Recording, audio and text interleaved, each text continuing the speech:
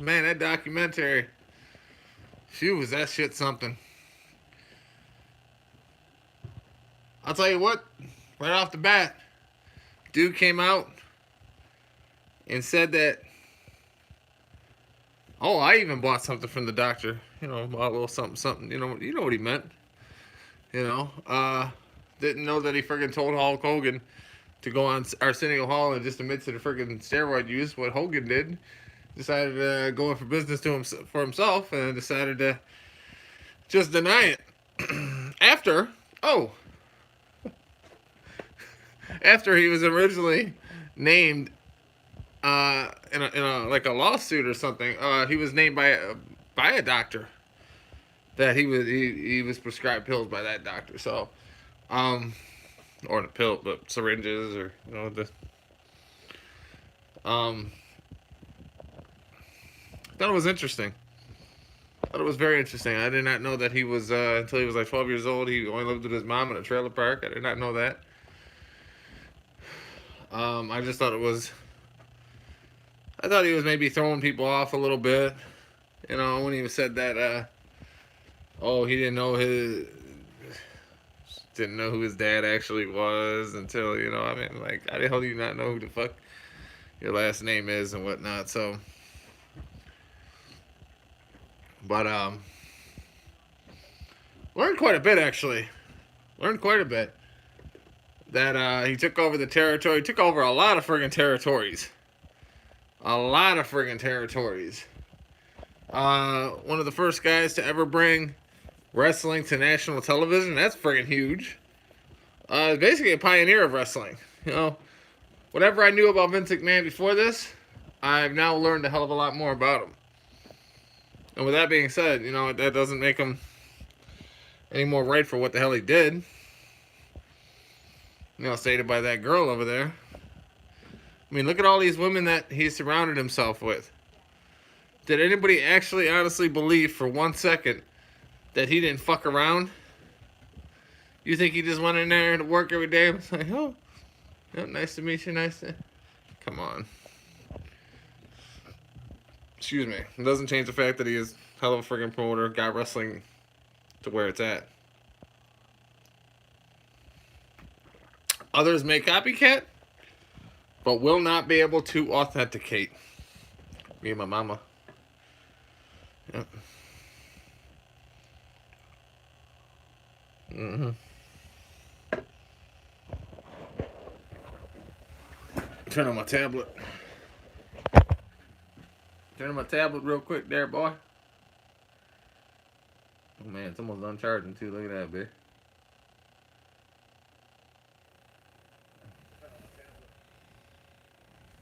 Oh, man. I'm gonna smoke this marijuana, but I don't want to get in trouble.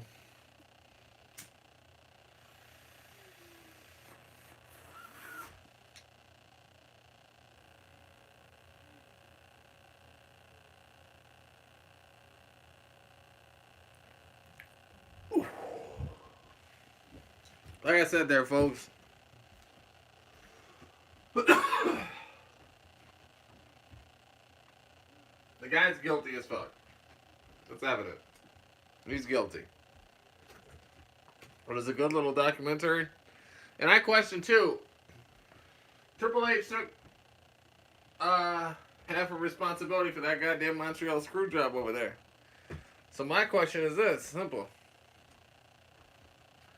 When Bret Hart was on friggin' wrestling just Monday night, or was it the past one, or whatever, did he know about that shit beforehand? Because if he did it, my guess is that he did. But you never know.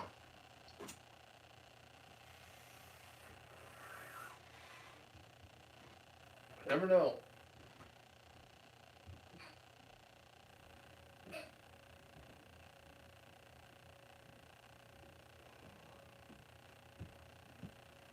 Friggin' kind of a wet day today, rainy. Can't show the marijuana right here, so I decided. Jesus. Yep. Yep. Trying to get them damn streaming hours going there, player. Going there, player. I thought overall, though, with all the interviews that they had, all the people that they had coming on there and talking, I thought it was worth it to hear what they had to say. And sometimes, you know, some shit that they would say you've never even heard of before. Or you didn't even know. You know, so... Like, for instance,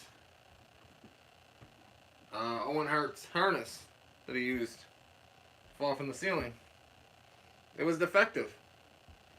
It was fucking defective by the damn company that supplied with WWE with it.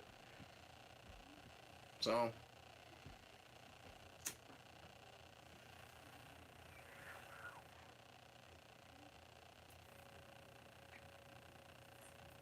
Fucked up part is that they kept the damn show going.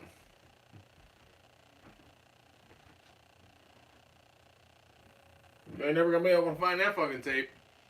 That tape's inside of a fucking WWE vault somewhere. way, way, way in the back of a WWE vault. It's in a damn warehouse somewhere in a fucking shoebox. But, I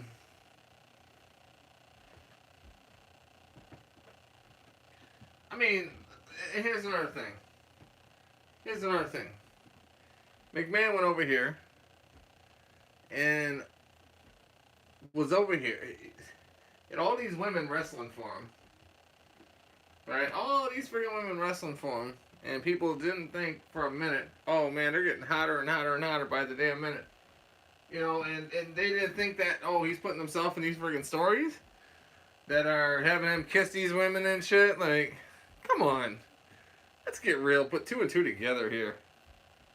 The guy was fucking a lot of them damn women, probably.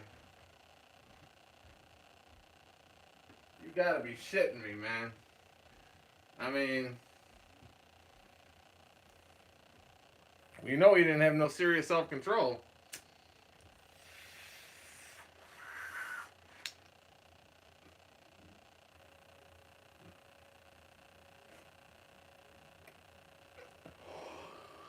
Well done.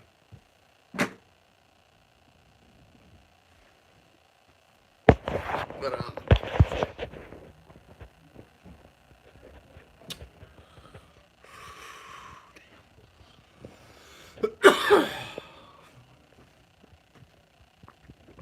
but yeah, it's gonna be interesting to see.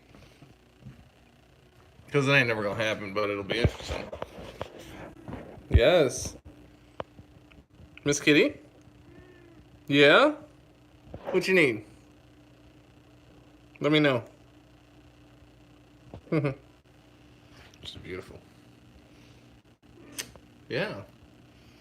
But, people ain't never gonna forget that McMahon name. No doubt about it. They ain't never gonna forget it. He'll always be the pioneer of wrestling. Just a fact. Just a fact. He did a lot of crazy shit. Took a lot of the fucking territories. Bought his competition. Eric Bischoff over there didn't even have any of that type of experience.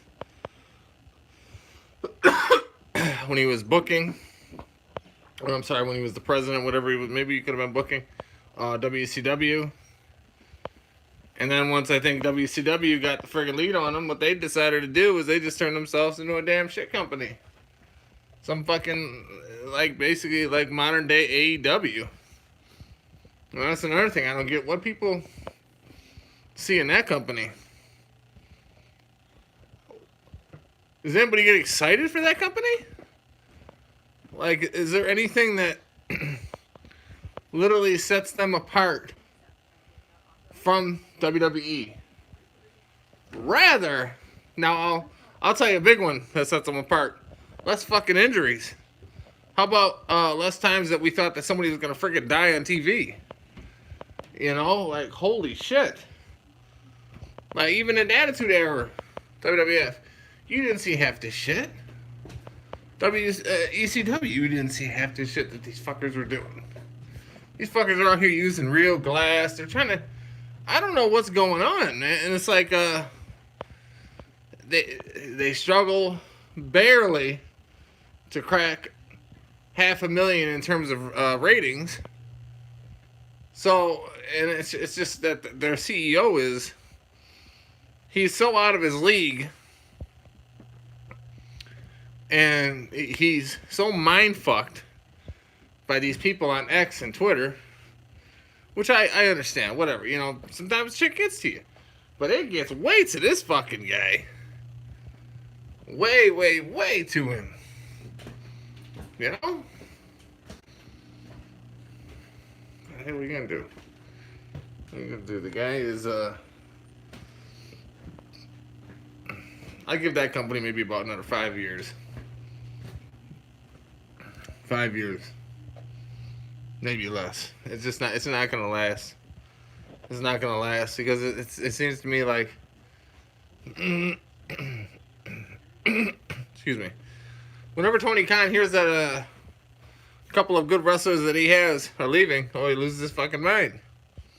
He loses his fucking mind. All these wrestlers that went over to AEW have come back.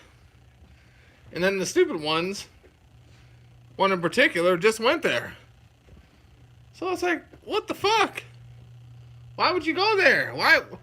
Do you get tired of performing in front of 20 to 40,000 fans?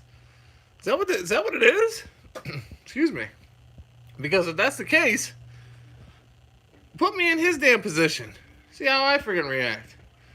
Because that's ridiculous. It's like, you got your woman over there too, that girl, Samantha Irvin. You're close to her.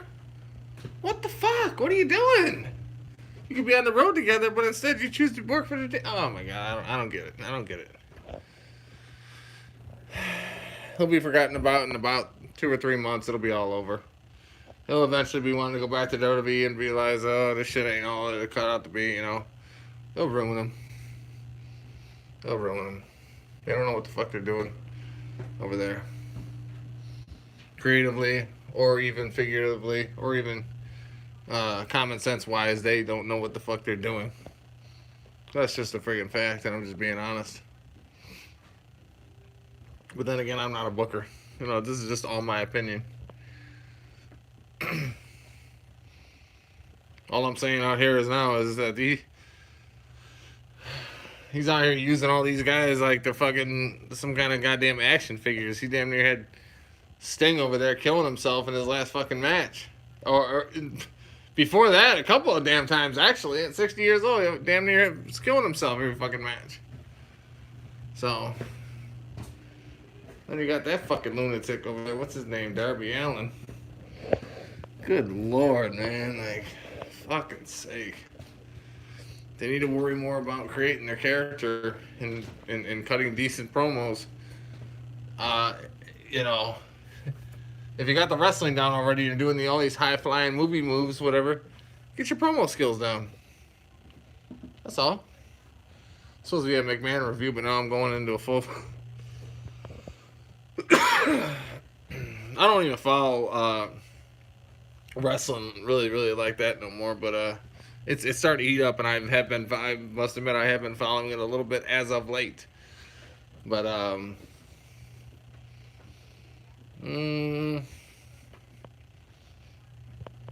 yeah, for so many years there, it was just so bad. So bad. I mean, what's the point of watching a wrestling show when you only want to see one fucking segment? I at least want to look forward to 3 or 4 different segments, or all of it, from start to finish. But yeah, McMahon canceled the rest of his interviews for that documentary once the lawsuit came out from that woman claiming all that dirty shit that he did. And I'm not going to say it on here. But I couldn't believe it whenever the fuck I read it. I was like, my God, man, this is, a late 70-year-old man, and he's talking like this and acting like this. He acts like he's a friggin' 20-year-old dude.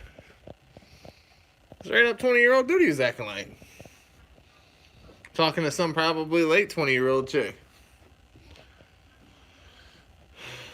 Yeah, it was crazy. It was fucking crazy. But yeah, they showed it all. They showed it all, and they had a lot of people talking. Paul Heyman, freaking Steve Austin, The Rock, Vince McMahon, a couple of reporters.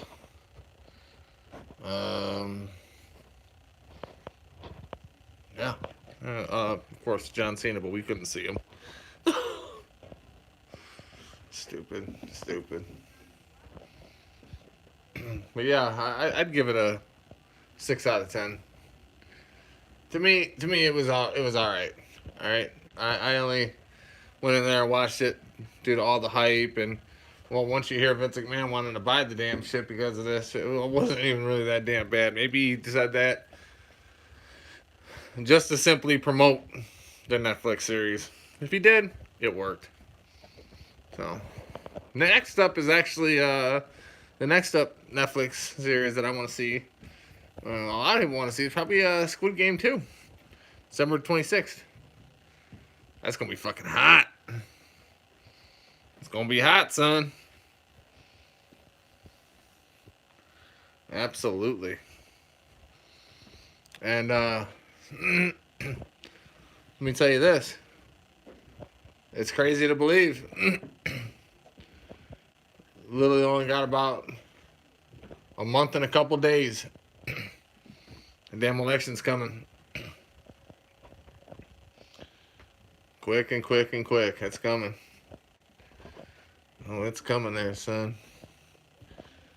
But, nice day outside.